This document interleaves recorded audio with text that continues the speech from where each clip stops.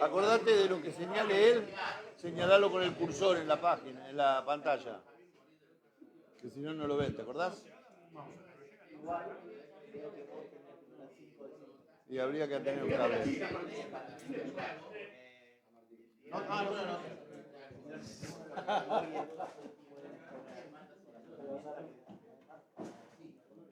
Sí, habría que poner una tarima acá con un mouse y una pantallita.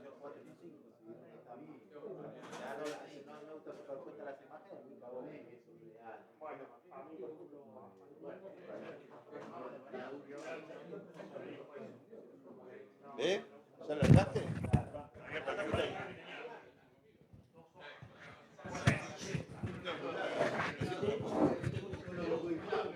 Hola, buenas tardes. Buenas tardes a todos.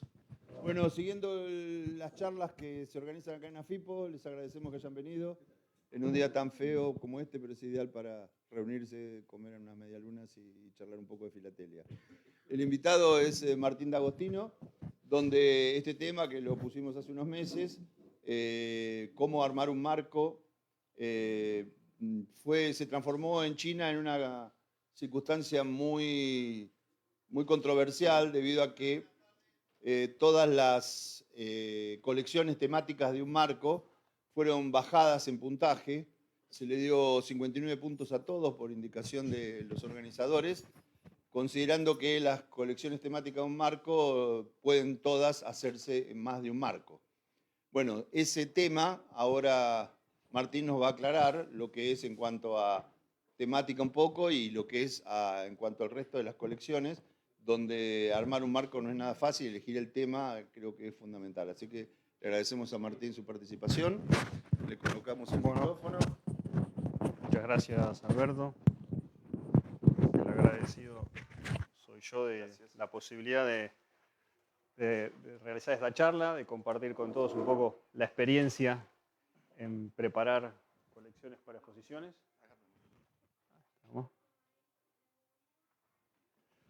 Y bueno,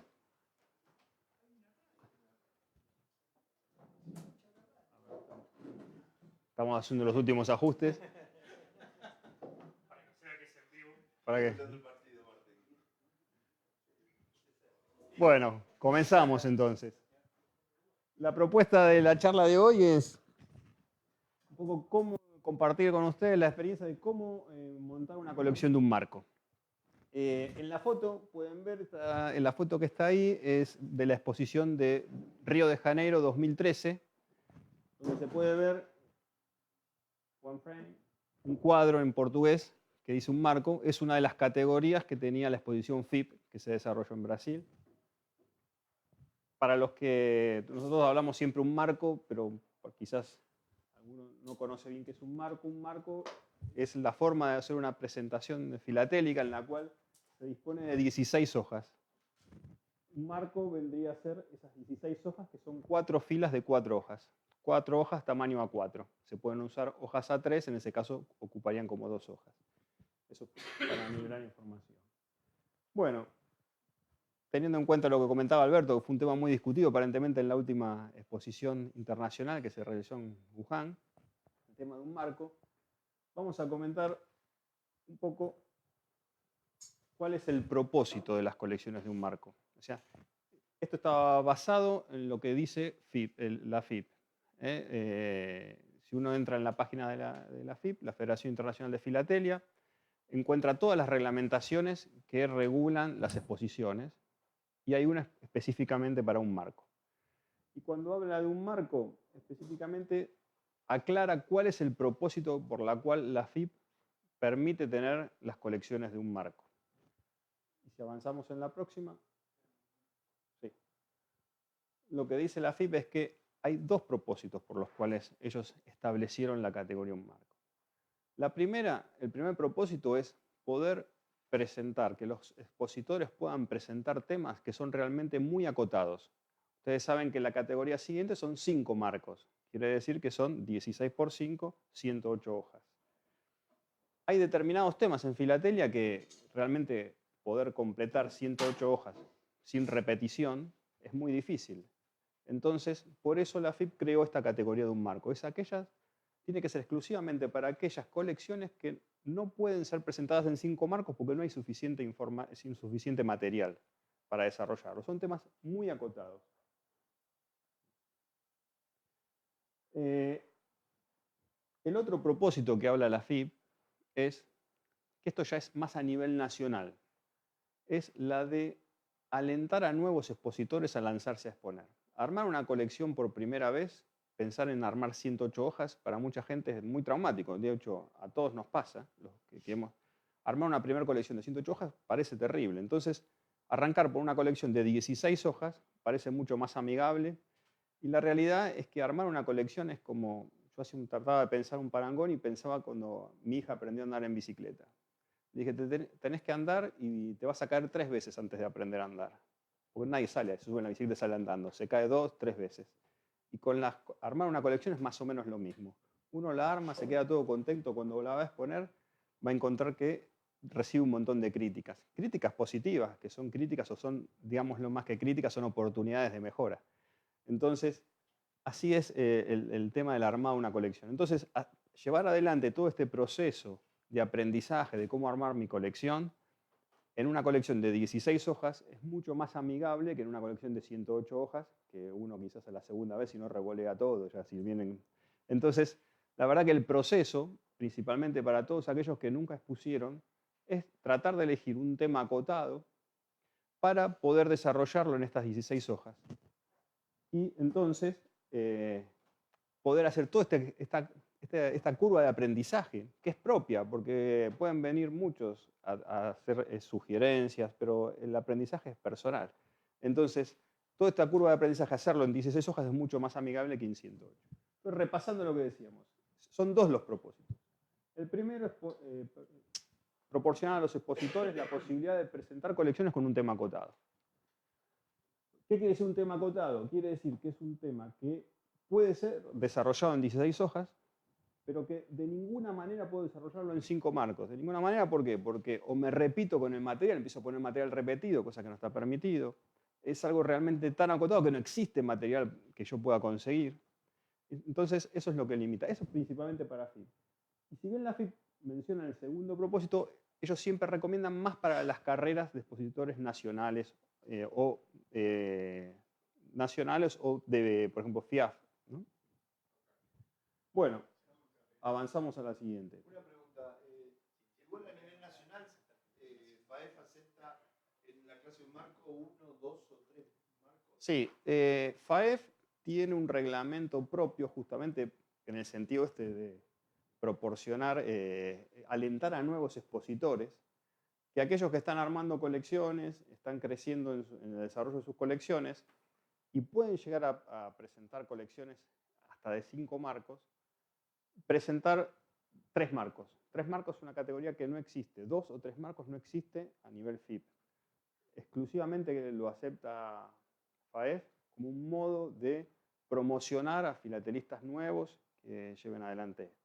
Por eso la idea es, y las recomendaciones que seguramente van a hacerle los jurados de FAEF es, van a felicitar por las colecciones, pero los van a alentar a que si esa colección tiene capacidad para hacerse 5 marcos, que llegue a 5 marcos. Si esa colección no tiene posibilidades de crecer a 5 marcos y quiere participar a nivel internacional, debería reducirse a un marco haciendo una correcta selección del material que tenga. Seguramente, siempre cuando uno colecciona un determinado tema, acumula mucho material. Y normalmente acumula mucho más de lo que es un marco. Lo que corresponde también al exhibidor es poder seleccionar, tener la capacidad de seleccionar. Y eso es en base al conocimiento y al tratamiento, que eso es lo que evalúan también los jurados. Seleccionar el material es parte del conocimiento del expositor. Vale. Bueno, comentamos cuál es el propósito. Entonces vamos a ver qué se puede presentar realmente en un marco, porque es un tema realmente crítico, ¿no? Entonces, por eso comentamos, el tema es el factor crítico. Debe basarse el tema en algo que se entiende o se desarrolla mejor en un marco. O sea, que es lo que decíamos, si ya me voy a más de un marco, empiezo a repetir. Y se puede presentar de diferentes formas, ¿no? Se puede presentar por filatelia tradicional, a través de la filatelia tradicional, a través de la historia postal, se pueden presentar enteros, se pueden presentar también temas de aerofilatelia.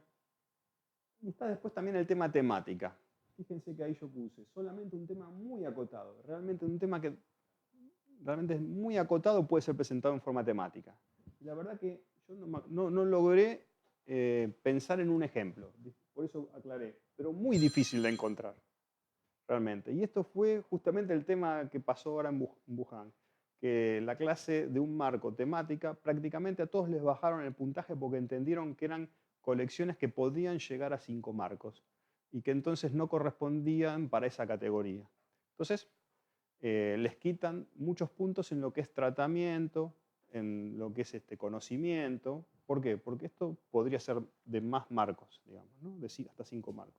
Pero realmente el tema temática para un marco prácticamente yo lo descartaría. Si alguno está abordando el tema temática, ahí le recomendaría que trate de apuntar a 5 marcos. Y después un tema que claramente la FIP no permite es presentar un marco como un extracto de una colección de 5 marcos. O sea, es como extraer, imagínense una colección de 5 marcos y extraer un capítulo que ocupa un marco y presentar ese capítulo. Eso no está aceptado como colección de un marco. No sirven los extractos de una colección de 5 marcos. Eso es bastante importante también.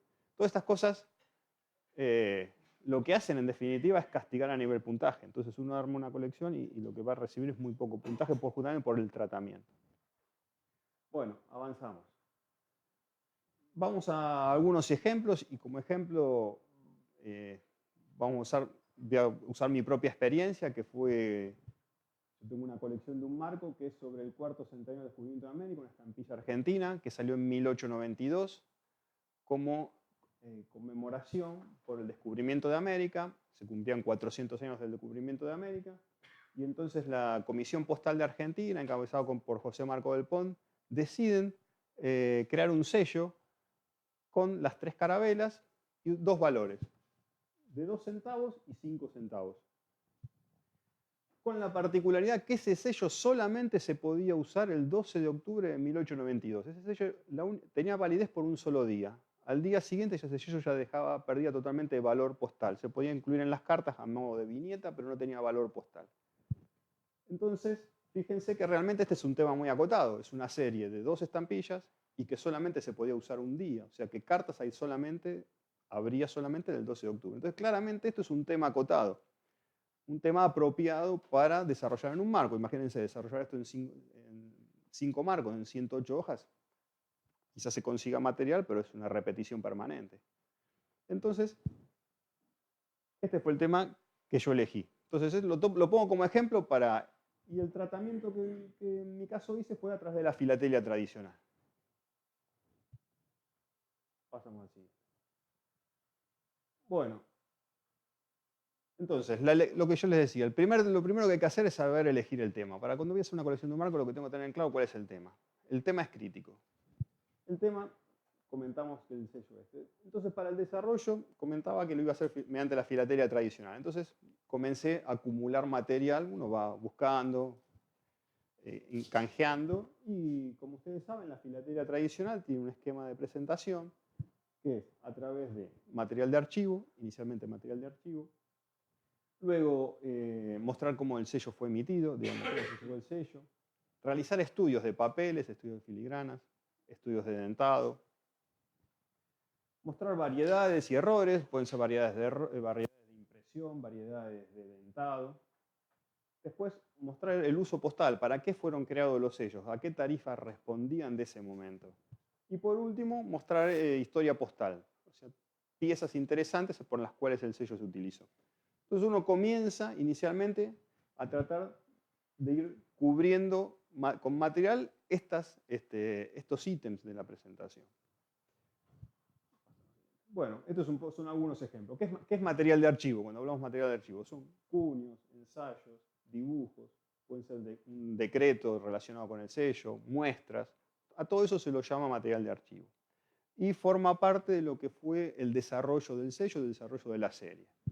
Ahí tienen 2 puños de los sellos, una plancha de ensayos y diferentes tipos de ensayos en diferentes colores, dentado y sin dentar.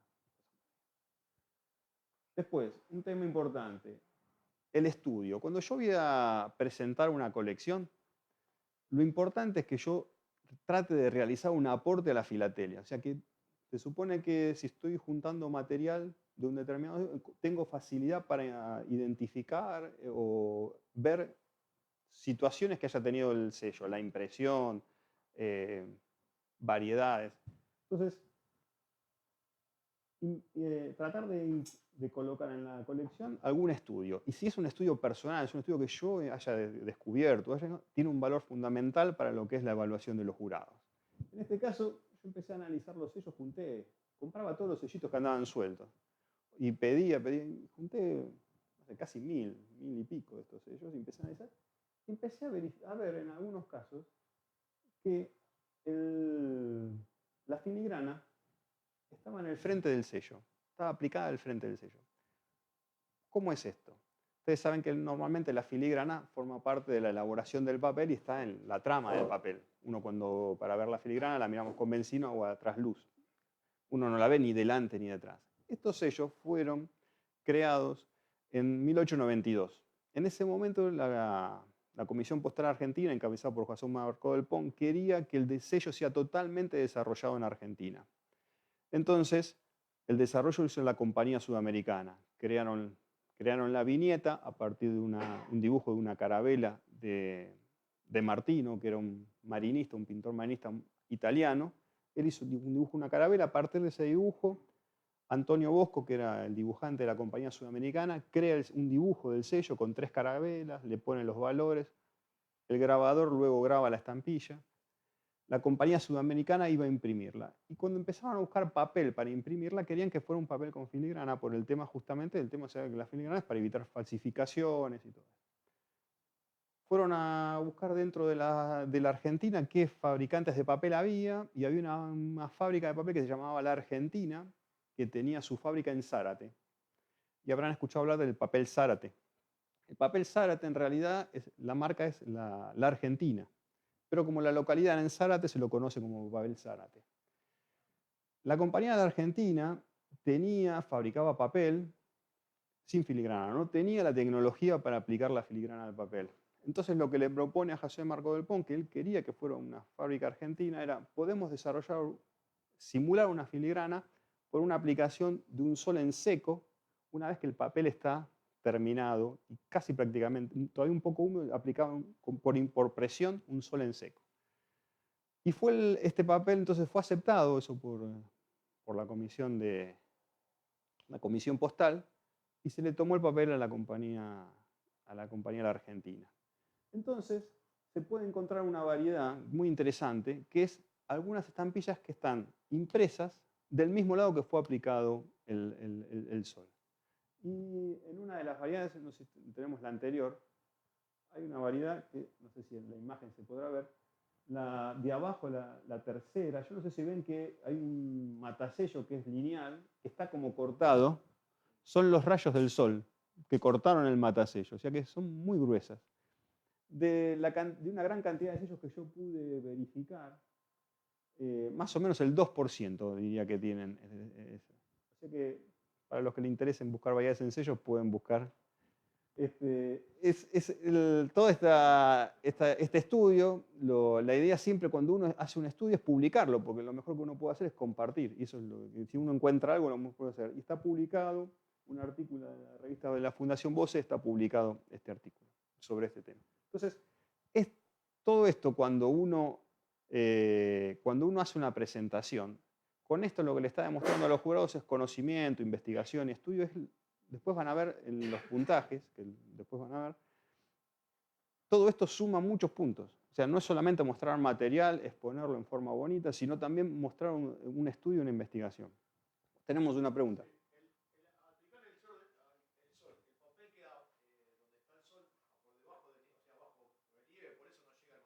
Claro, correcto. Como el el sol lo aplicaban en seco, genera un relieve. En algunos lugares, algunos sellos, como tenía una aplicación muy fuerte, quedaba en relieve el papel. Y entonces el matasello quedaba marcado, o sea, cortado justamente por ese relieve. Sí. Después está el caso de los falsos, que Sí. también tienen el golpe ese. Claro, los falsos también los hicieron con papel, con un tipo de papel, y trataron de imitar hasta la filigrana mediante una situación similar, lo que pasa que es mucho más burda, digamos.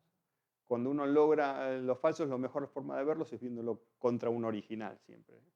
Y ahí se ven las diferencias. Sí, y el golpe es parecido, pero como más burdo, como no tan parejo. Y corta más el sello, sí, es verdad. Bueno, después podemos encontrar variedades. Esta serie tiene una variedad muy particular que se emitió una plancha doble impresión. Una plancha se imprimió 2 veces y es la famosa variedad doble impresión. Entonces, en el 2 centavos. El 5 no, el 2 centavos. Gracias por ver. Y después variedades de dentado y todo. Esta serie fue una serie muy cuidada, como se iba a hacer un solo día, las variedades que pudieron, los errores que pudieron identificar los eliminaban, no salían a la venta, esas fueron incineradas. Entonces encontrar realmente errores de dentado en esta serie es muy difícil. ¿La tirada de cuánto fue? Los números, está acá, a ver, ya que preguntamos. Fueron tiradas cortas, para no...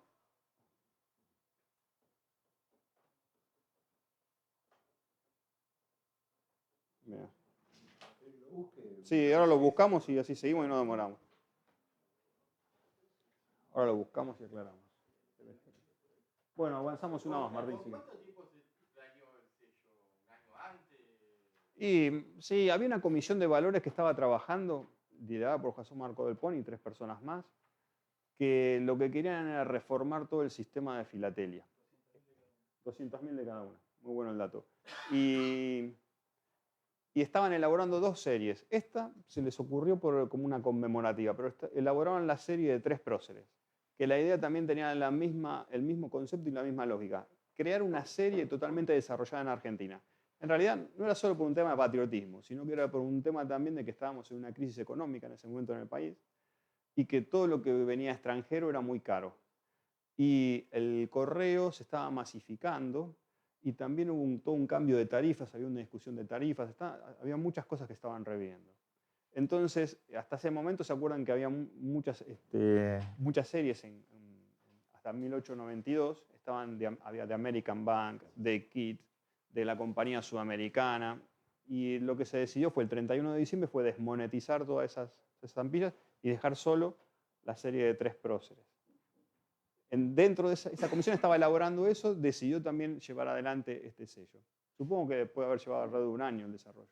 Y quisieron hacer realmente un sello que fuera realmente un hito. Por eso, para hacer el diseño del sello, llaman en ese momento a un dibujante que era Eduardo de Martino, que era un dibujante de la corte inglesa, italiano, que se dedicaba a dibujar buques. Eran como el mejor dibujante de buques. Y lo convocan para que dibuje la carabela. O sea que fue realmente hacerlo, digamos, y fue muy cuidado todo el desarrollo. Todo se buscó el mejor papel, se trató de buscar el mejor diseño. Ustedes fíjense después en algún momento la calidad de ese grabado, la calidad de ese sello. Estamos hablando de sellos de 1892 hasta ese momento. Las estampillas que se emitían eran normalmente con caras de personas, o sea, no se emitían ni figuras, De hecho, esta estampilla es la primera estampilla conmemorativa de América. Hay discusiones con una estampilla de Perú que tiene un tren y que es anterior, que aparentemente es por conmemorativa, pero esta es la primera estampilla de América conmemorativa de un evento global. Entonces, esa es la forma de diferenciarse. Aquella conmemora un evento de Perú, esta es la primera estampilla conmemorativa de América en conmemorar un evento global. Bueno, Después decíamos, mostrar para qué fue emitido cada sello. Comentábamos, fueron 2 sellos, uno de 2 centavos y otro de 5. El de 2 centavos tenía como sentido cubrir la tarifa dentro urbana, o sea, para cartas que se enviaban dentro de una misma ciudad. Si yo estaba en Buenos Aires y quería mandar otra carta dentro de Buenos Aires, valía 2 centavos la tarifa. Si estaba dentro de Rosario, esta carta, fíjense, es de Paraná, enviada dentro de Paraná y con el matacellito del cartero que la retiró el del buzón. Y después una estampilla de 5 centavos que era para el uso interno dentro de Argentina, para mandar de una ciudad a otra. La estampilla fue pensada para usar internamente dentro de Argentina. No estaba prohibida para usar al exterior. No estaba prohibido, pero no había valores. De hecho, como tenía uso un solo día, se pensó para un evento conmemorativo. Hay cartas al exterior que son muy interesantes, porque justamente como se usó un solo día y estaba pensada para un evento conmemorativo local, encontrar cartas al exterior realmente es interesante. No estaba prohibido. A partir de que salió este sello, muchos países empezaron a emitir sellos conmemorativos. De hecho, Estados Unidos en 1893 imprime un sello muy similar, con carabelas, conmemorando el 4º aniversario, pero en 1893, un año después. ¿Nos habrán copiado? No lo sé. Pero la realidad es que nosotros estuvimos en fecha. Y otros países empezaron. Entonces, la UPU, que se le dificultaba muchísimo poder identificar a todos los países con las nuevas estampillas, las tarifas, los colores, decidió en 1897, en el Congreso de Washington, prohibir las estampillas conmemorativas a eventos globales. O sea, esas estampillas conmemorativas, un país lo quería emitir, servían, pero solamente dentro del país. Y solamente podrían ser utilizadas a nivel internacional las estampillas ordinarias, las series ordinarias. De hecho, Argentina, todas las estampillas que fue emitiendo, las primeras estampillas conmemorativas, que vinieron después, Puerto del Rosario, una estampilla de Pujol, todas esas estampillas estaban prohibidas al exterior. No recuerdo cuándo fue eso que se derogó, pero debe haber sido ya por el año 1920 y pico, 30. Así que esta estampilla no estaba prohibida, entonces se usó, pero hay que encontrarlas. La verdad que son cartas difíciles de encontrar al exterior, no son fáciles. Bueno, volvemos al tema. Bueno, justamente después el tema es tratar de encontrar rarezas. Bueno, esto es una rareza porque es una carta al exterior. Es una carta dirigida de Rosario a Dinamarca. Y esta tiene la particularidad de ser la única conocida certificada. Es la única carta al exterior certificada conocida de Carabelas hasta el momento. Todo esto siempre que uno habla es hasta el momento. Si alguien encuentra otra, al final está mi mail, me avisa, por favor. La verdad que si alguien encuentra otra sería un placer, porque pondríamos solo 2 conocidas, no cambiaría, la seguiría presentando igual. Pero hoy por hoy es la única conocida y un poco la primera encontrada sería. Primera y única encontrada. Pero la realidad de esto es, cuando uno coloca estas cosas en las colecciones, también es un poco desafiar a los que ven la colección de a ver si encontremos otra. Entre todos busquemos y encontremos, ¿no? Y avancemos. Y hablando de rarezas también, por ejemplo, una carta múltiple. Una carta tratar de buscar cartas múltiples con mucho franqueo, que siempre son muy lindas. Bueno, tuve la suerte de conseguir esta carta, que por ahora también es la de mayor franqueo conocido. Un peso 24, enviada dentro de Rosario. Serían 57 portes. No sé qué mandaron ahí, pero realmente... La carta... 20. 20, sí, eran 20. ¿Sí? 20 gramos. Sí, lo podemos chequear. Yo creo que es 20. Yo sé que al principio era menos. Era menos, pero yo creo que ahí ya en el 92 era 20. Si querés lo verificamos. La verdad, un especialista en tarifas como vos, Miguel, no me animo a discutirle. Pero lo podemos verificar. Por ahí me falla a mí también la memoria. Bueno, avancemos, seguimos. Bueno, entonces todo este tema como yo decía, uno empieza a acumular material. Supongo que tiene la suerte de juntar material, está muy entusiasmado con el material. Ahí viene el desafío. ¿Cómo organizo la colección? ¿Qué hago con la colección? Yo tengo todo este material, más o menos pude conseguir un poco de material de archivo, algunas cartas, alguna carta rara, un matasello, un destino raro. Hablando de filatelia tradicional, si uno habla de historia postal, bueno, conseguí algunas cartas. Y digo, ¿cómo lo organizo? Bueno, ahí viene el tema. La colección tiene que tener inicialmente un título. El título es clave, Porque el título tiene que representar lo que yo voy a mostrar después en la colección. Si yo me entusiasmo y pongo un título muy lindo, pero después cuando voy a la colección no demuestra lo que dice ese título, eso los jueces suelen ser muy, muy duros con eso. Entonces el título tiene que ser exacto, preciso. Es más, yo les diría que el título es lo último que tenemos que encontrar. O sea, primero armo la colección y al final pongo el título. O sea, no empiecen por el título. Muchas veces es como uno se viste. Lo primero que me saco es lo último que me pongo. Y acá es igual. Armo la colección, lo último que deberíamos elegir es el título. Porque en el armado de la colección por ahí retiro cosas, pongo cosas y eso me modifica después también el título. Pero lo importante es que cuando elijamos un título tiene que ser bien preciso. El segundo punto es la primera hoja.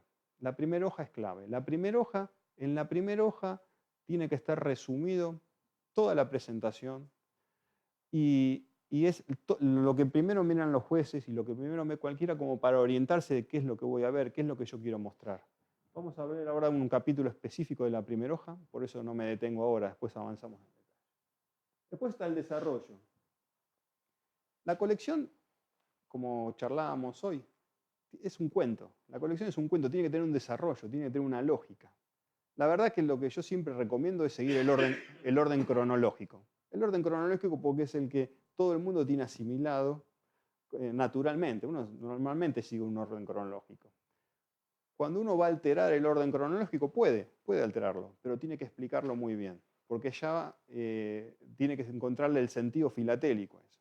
Si no, naturalmente, yo siempre recomiendo, y en mis colecciones también lo hago, tratar de seguir un sentido cronológico. Es fundamental el tratamiento de la colección en esto de, cuando uno dice tratamiento, ¿qué está hablando? Esto de tratar de no repetirse. Si yo tengo dos piezas muy lindas, que me gustan las dos, pero están diciendo lo mismo, tengo que saber elegir cuál es la mejor y dejar lugar para algo que no estoy mostrando en la colección. Poner dos cartas, por más que sean hermosas las dos, muy buenas, pero que sean repetidas, me termina bajando puntaje. ¿Por qué? Porque es como falta de tratamiento y conocimiento. Es muy importante.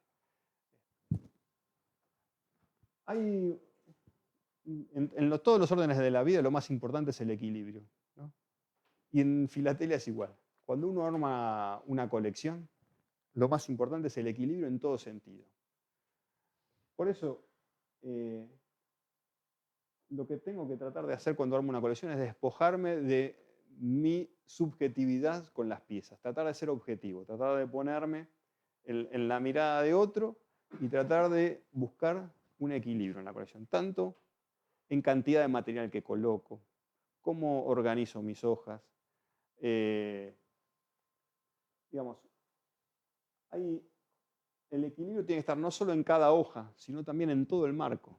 Porque si yo coloco, por ejemplo, 3 cartas en una hoja, 3 cartas en otra, y después 1, 2, por ahí la hoja está equilibrada, está muy linda, pero tenemos que pensar, porque nosotros normalmente cuando preparamos la colección vemos la hoja. Y normalmente cuando la exponemos vemos las 16 hojas al mismo tiempo. Entonces es muy importante trabajar con todo el marco, ¿no? O sea, cada hoja, pero pensando en el armado de un marco. Y tratar de ver la colección en esta perspectiva. Bueno, el equilibrio también pasa por lo que decíamos, no repetir piezas. Después, si yo, por ejemplo, acá tengo 2 sellos, ¿no? Y supongamos que un sello fuera más fácil que el otro. Yo no puedo mostrar del más fácil el 80% y del más difícil el 20%. Debería mostrar la misma cantidad de los dos, porque no tengo que adecuarme a la rareza, sino tengo que adecuarme a mostrar el material. Entonces, equilibrio dentro de la calidad de material que presento y equilibrio también en las descripciones. O sea, cuando yo escribo, normalmente quiero describir, tengo que hacer una descripción precisa y orientarme a los temas exclusivamente filatélicos. No abundar en temas de historia y en temas laterales que no contribuyen a lo que es filatelia, porque eso también baja puntos. Entonces, como decimos, el equilibrio entra en todo. Y la verdad que cuando uno comienza a hacer presentaciones, la falta de experiencia lleva a que justamente el equilibrio es lo que más difícil de encontrar. Entonces ahí les recomiendo siempre tratar de apoyarse en personas que ya hayan participado o algún jurado que los ayude para tratar de encontrar el equilibrio en toda la colección. Esto vale no solo para un marco, sino para colecciones de 5 marcos también, por supuesto. Bueno, avanzamos. Esta es una foto de la colección de 8 marcos, de Walter Briggs, que fue el Gran Premio, que ganó el Gran Premio en la exposición de 2013. Esto para mostrar, fíjense cómo está organizado cada marco. Acá hay fotos de 2 marcos, ¿no?, que se ven. Él presentó las primeras series de Uruguay en filatelia, a nivel filatelia tradicional. Fíjense cómo está equilibrado. A mí me gustó muchísimo. Yo cuando la vi, por eso le saqué fotos. Le saqué las fotos antes de saber que iba a ganar, porque me impactó lo agradable que resultaba, el equilibrio que tenía la colección a nivel presentación. Había textos, pero fíjense que los textos no son demasiado abundantes. Imagínense que en esa época uno de texto puede escribir historia de Uruguay. Fíjense que él presenta una hoja que no es una doble A3. Es todo un desafío meter esa hoja en una colección. Y fíjense cómo lo logra, colocándola en el centro del marco,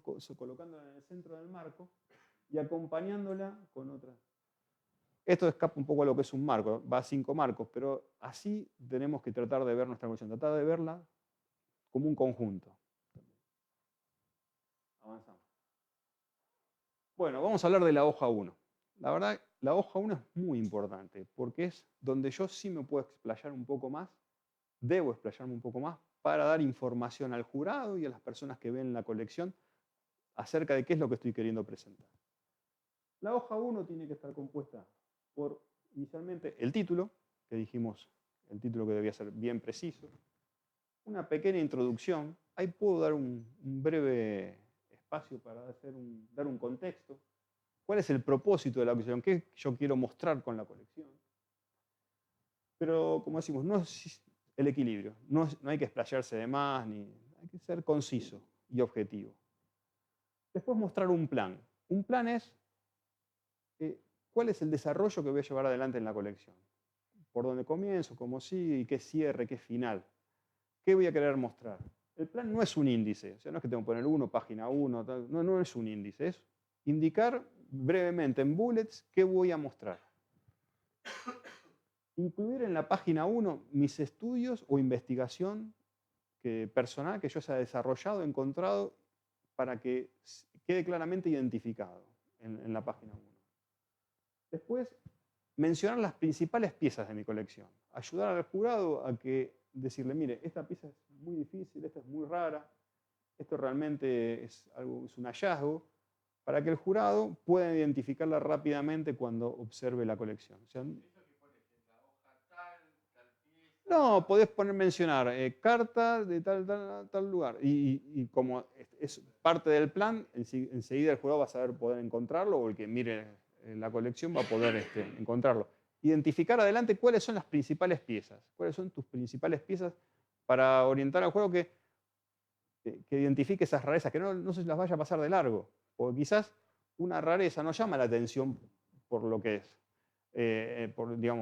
Capaz que justamente la rareza va por la investigación que uno le puede hacer. ¿Perdón? Claro, algún hallazgo, alguna cosa que no es conocido. Por eso cuando uno encuentra algo que no es conocido, lo fundamental es hacer un artículo y publicarlo. Justamente para dar difusión de eso y que se comience a conocer.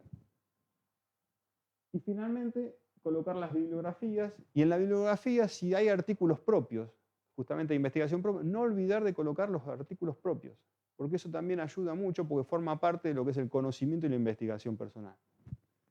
Bueno, en la colección, esta es la primera hoja que desarrollé. Pueden ver que hay una parte de introducción, un objeto de la colección. En la segunda columna hay un plan. La colección está acá. Si quieren, la pueden después venir a ver. Les muestro acá. Esta es la primera hoja. Hay un párrafo breve de introducción, un objeto, cuál es el objeto de la colección, el plan, Ven que no es un índice, sino que son como 4 bullets.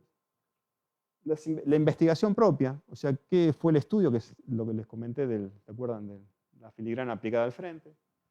Las piezas destacadas, 5 piezas destacadas, 6 piezas destacadas de la colección. Y la bibliografía. Y al final pongo el artículo que había escrito en la revista de la Fundación Bose. La bibliografía utilizada para armar la colección, más de la Biblia. Normalmente la primera hoja, cuando son 5 marcos, la primera hoja ocupa, toda esa descripción ocupa la hoja por completo. No es recomendable utilizar 2 hojas, pero sí la hoja por completo.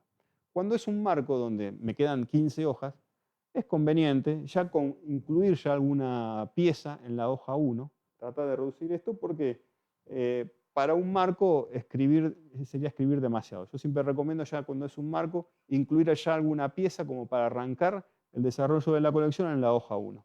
En este caso tenía un cuño que no era muy grande, con la particularidad que es el único cuño dentado que se conoce. ¿Sí? Hicieron la prueba y le hicieron el dentado encima del cuño.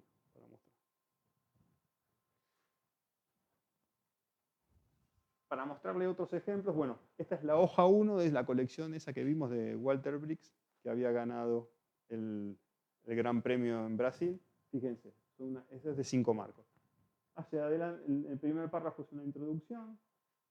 La segunda parte es también el objeto de la colección. Después arma un plan. Ahí muestra las piezas destacadas. Él lo que hizo fue hacer un scan pequeño, reducido de las piezas para que fueran fácilmente identificables. Y después todo lo que está abajo es prácticamente toda investigación personal de él. Todo lo demás, todo es investigación. Que es justamente lo que más valoran los jueces, es el tema de investigación. Otro ejemplo más, así rápido. Esta es la hoja número 1 de la colección de Jorge Moscatelli, que fue Gran Premio Nacional en Río Grande en 2015. Fíjense, tiene un objeto, un criterio, tiene él lo llama secuencia, no sé que lo que vendría a ser el plan. Y después también, fíjense, una estructura, y fíjense, la mitad para abajo son todas investigaciones del autor. Dice, la mitad, toda investigación del autor, todo lo que es conocimiento, porque es lo más valorado justamente. Y justamente mostrar esos hallazgos forman parte también de rarezas o piezas especiales. Bueno, seguimos avanzando. Sí. ¿Dónde quedó?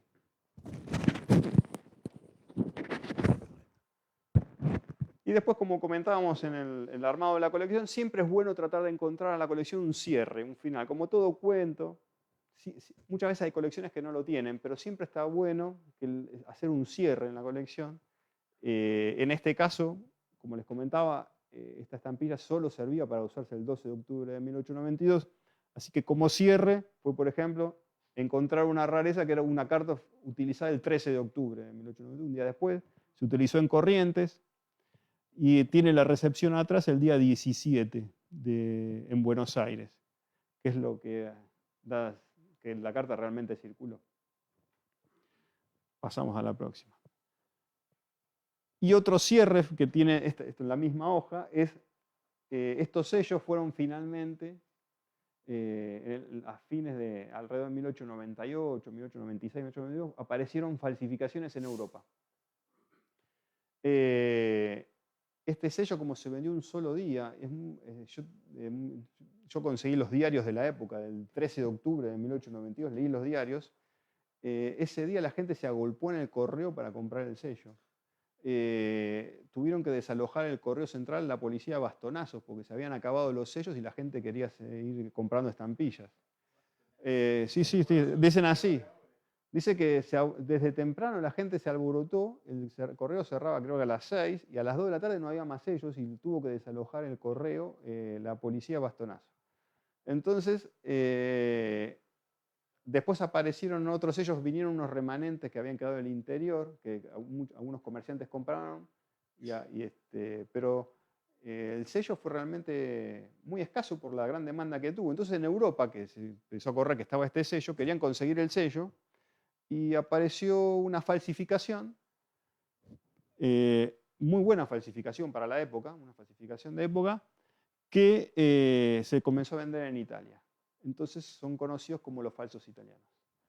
Y ahí, bueno, al final explicamos la diferencia entre los falsos. Entonces eso sirve también como cierre. Por eso siempre está bueno encontrar dentro de la colección algún tema para mostrar y hacer un cierre, ¿no? Entonces todo el desarrollo. Bueno, tanto hablamos de qué ven los jurados, ¿cómo se evalúa un marco? Y esto está bueno, porque en definitiva, si bien yo siempre digo que lo lindo de hacer una colección es poder yo mismo armar mi colección y poder sentarme y compartirla con otros y ver lo agradable que es la colección. Pero a todos nos gusta cuando encima esto lo evalúa un jurado y lo cataloga también bien, ¿no? Entonces, está bueno conocer cómo es evaluada una colección. Fíjense, sobre 100 puntos, tratamiento de importancia, 30 puntos. Tratamiento de importancia, ¿qué abarca? Abarca justamente cómo yo trato el tema, si el tema es adecuado, justamente cuando son colecciones para 5 marcos, es un mal tratamiento, porque no lo debería haber realizado nunca. Quizás a estas colecciones que eran para 5 marcos le pusieron en lugar de 30 a 0 directamente. Entonces bajaron, ya perdieron 30 puntos de entrada. El tratamiento está muy relacionado con esto que hablábamos del equilibrio. Y lo que es la importancia filatélica normalmente está dado por lo importante del sello o del material, digamos. No, esto justamente, digamos, este sello, al ser el primer sello conmemorativo de América, por ejemplo, el primer sello de la temática Colón, hay una temática Colón, es un sello que realmente filatéricamente tiene su importancia. Entonces también eso es muy importante cuando uno elige una colección, porque normalmente lo que yo no le puedo modificar a mi colección es la importancia. Eso viene dado, es intrínseco de lo que yo colecciono. Entonces, entre encontrar un tema acotado, es importante que aparte de ser acotado para hacer un marco, sea un tema relativamente importante. Entonces, por eso la verdad que encontrar un tema de un marco no es fácil, pero existen y hay. Conocimiento filatélico o temático, si ahora sí fuera temática. Estudio personal e investigación. Fíjense que es lo que más pesa, 35 puntos. ¿Cómo demuestro yo que hice una investigación, que tengo conocimiento filatélico? Justamente a través de esos estudios que mostrábamos. Encontrar piezas en el mercado, en el Parque Rivadavia, tenerlas, mostrarlas y mostrar la tarifa, muestra un conocimiento, una investigación, pero no es suficiente. Hay que tratar de hacer algún aporte. Entonces, se supone que cuando uno se dedica mucho tiempo a una serie y está con eso y está trabajando, es el que tiene más capacidad de tratar de encontrar algo diferente o descubrir algo de esa serie o de ese sello. Y eso es lo que vale y es lo que más se valora por los jurados. Por eso es importante también, cuando uno lo consigue, mostrarlo. Mostrarlo en la hoja 1, mostrar el desarrollo, explicarlo, escribir un artículo. Condición y rareza. El material, digamos, material, como ustedes ven, las cartas con la carabela se consiguen y hay. Entonces, la realidad es que uno tiene que encontrar material en buenas condiciones. No es lo mismo poner una carta en muy buenas condiciones que una carta en malas condiciones. Y eso también es evaluado. Ahora, si yo realmente consigo una rareza que es única y tiene el material está dañado, pero es el único que se conoce, uno lo presenta, explica, pero como es la única, hasta que consigamos otra, pero en esos casos los jurados son más contemplativos en lo que es la condición, porque justamente es una rareza. Pero si es de un material donde, no digamos que abunda, pero existe, debemos conseguir las piezas en mejores condiciones posibles. Entonces, si yo quizás hoy consigo una, pero después consigo otra, la debería reemplazar. Y finalmente la presentación. La presentación vale solo 5 puntos, pero yo les puedo asegurar que la presentación es muy importante. La presentación es el packaging de la presentación. ¿Cómo yo muestro algo? ¿Cómo yo cómo llego, entra por los ojos, todo entra por los ojos, todo lo que estamos viendo entra por los ojos. Entonces, una buena presentación vale mucho más que 5 puntos. Entonces, la verdad que hay que dedicarle tiempo también a la presentación. La verdad, la presentación no es, la colección no es solo la presentación, pero la presentación ayuda a comunicar todas las otras cosas que dijimos. Entonces, la verdad que hacer una buena presentación es muy importante. Avanzamos.